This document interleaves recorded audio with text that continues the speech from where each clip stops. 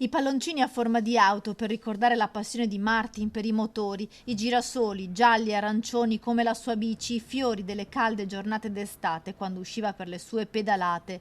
Gli abbracci dei compagni di scuola, di breakdance, di un intero paese avvolgono i genitori del quindicenne investito e ucciso da un'auto mentre attraversava una strada a Loreggia lungo la ciclopedonale Treviso-Ostiglia.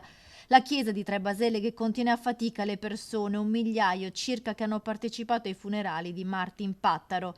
Difficile anche per il parroco Don Rolando trovare le parole per spiegare una morte così ingiusta. Sono convinto che ora Martin sembra dirci: cercate Gesù.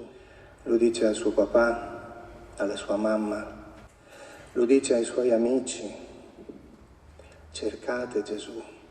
Fabrizia, Alessandro, cercate Gesù. È difficile, ma cercatelo.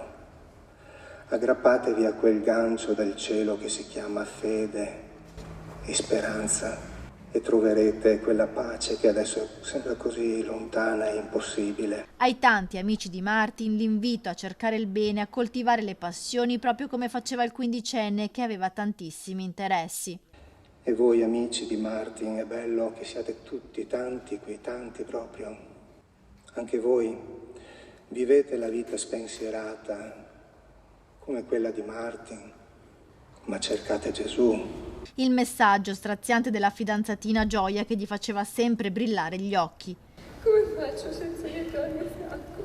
Eri il mio salvagente ed io ero il tuo, principe mio, eri uno spericolato invece, ti piaceva da morire. Mi dicevi sempre, mi fa sentire libero, lontano da tutti e da tutto. La danza con l'associazione Two Step, la fotografia, le auto, la sua vivacità ricordata anche dalla zia. Eri una forza, quella forza che ora mi hai dato tanto per stare accanto alla tua mamma, al tuo papà, ai tuoi nonni e al tuo zio. Sarai il nostro angelo che non smetterà mai di sorridere. Questo sarà un saluto, non un addio. Ciao Martin. Una famiglia distrutta dal dolore che in queste ore ha dimostrato grande umanità e compassione. I genitori Fabrizio e Alessandro hanno donato gli organi del figlio. Quando la bara esce è il rombo dei motori a salutare Martin per l'ultima volta e i palloncini lo raggiungono in cielo dove lo immaginiamo ballare la sua amata breakdance.